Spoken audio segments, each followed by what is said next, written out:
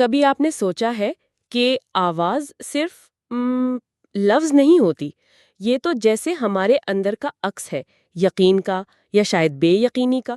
آواز کانپے تو سمجھے اندر کوئی شک ہے۔ تھوڑی تلخ بات ہے پر ہے نا اہم۔ جی بالکل، اور یہی تو آج ہماری بات چیت کا آپ کہہ لیں مرکز ہے۔ ایک طاقتور آواز کا تعلق صرف گلے سے نہیں ہوتا، اصل چیز تو سوچ کی وضاحت ہے اور اپنے الفاظ پر پختہ یقین۔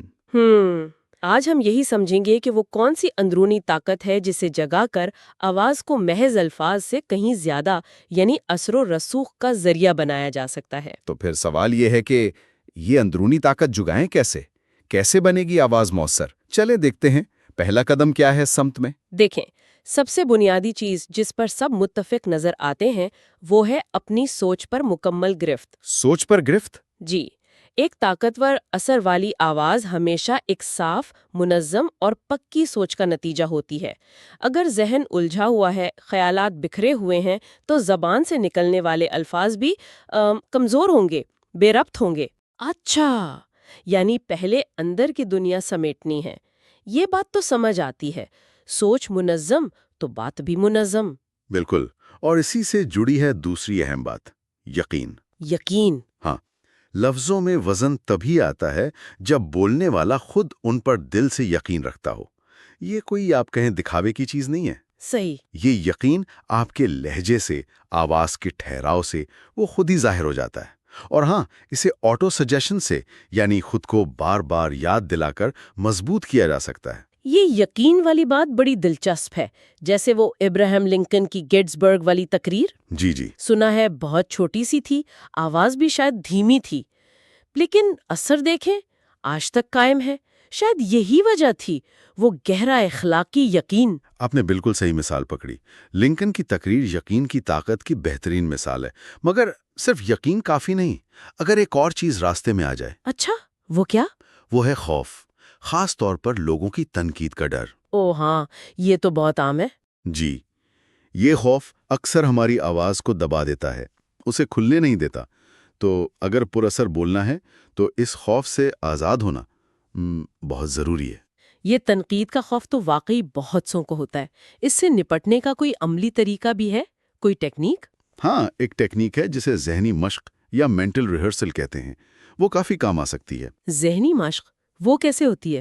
اس میں آپ تصور کرتے ہیں، خود کو دیکھتے ہیں کہ آپ بڑے پر اعتماد انداز میں مؤثر لوگوں کے سامنے اپنی بات رکھ رہے ہیں۔ یہ مشق بار بار کرنے سے حقیقی زندگی میں بھی اعتماد بڑھتا ہے، اور وہ جو خوف ہے نا، وہ کم ہوتا ہے۔ واہ، یعنی پہلے ذہن کے سٹیج پر پرفارم کرنا ہے۔ اچھا، اور کیا چیزیں ہیں جو آواز کو طاقت دیتی ہیں؟ تیسرا اہم ستون ہے روز کی مشق اور نظم و ضبط۔ ایک تصور ہے ڈیفینٹ چیف ایم کا۔ ڈیفینٹ چیف ایم یعنی واضح بنیادی مقصد؟ بالکل، آپ کا وہ ایک سب سے خاص واضح مقصد۔ تجویز یہ ہے کہ اسے روزانہ صبح شام بلند آواز سے، پورے جذبے اور یقین سے دہرایا جائے۔ اچھا، بلند آواز سے؟ جی، یہ عمل، جسے آٹو سجیشن بھی کہتے ہیں، یہ آہستہ آہستہ آپ کے لاشعور کو یقین دلا دیتا ہے کہ یہ مقصد حاصل ہو سکتا ہے۔ یہ جیسے کائناتی عادت کی طاقت کو استعمال کرنا ہے۔ مسلسل دہرانے سے وہ بات یقین اور پھر حقیقت بن جاتی ہے۔ یعنی صرف سوچنا کافی نہیں، اسے بولنا بھی ہے، اور روزانہ۔ اس کے علاوہ آواز کے اتار چڑھاؤ کا، یعنی کیڈنس کا یا لہجے کا بھی کوئی کردار ہے؟ یقیناً بہت اہم کردار ہے۔ اگر آواز ایک ہی سطح پر رہے تو سننے والا اکتا جاتا ہے۔ صحیح۔ تو شعوری طور پر آواز کے اتار چڑھاؤ، لہجے میں تبدیلی اور بات کرتے ہوئے صحیح جگہ پر خاموشی کا وقفہ دینا، یہ چیزیں گفتگو کو زیادہ دلچسپ اور مؤثر بناتی ہیں۔ مقصد زیادہ بولنا نہیں ہوتا، بلکہ بامانی بولنا۔ بالکل، سوچ سمجھ کر نپاتلا بولنا۔ کبھی کبھی ایک لمحے کی خاموشی وہ کہہ جاتی ہے جو بہت سے الفاظ نہیں کہہ پاتے۔ یہ خاموشی کی طاقت والی بات مجھے بڑی پسند آئی۔ اچھا، کوئی اور اصول بھی ہے؟ ایک آخری لیکن بہت طاقتور اصول ہے ماسٹر مائنڈ کا۔ Master mind?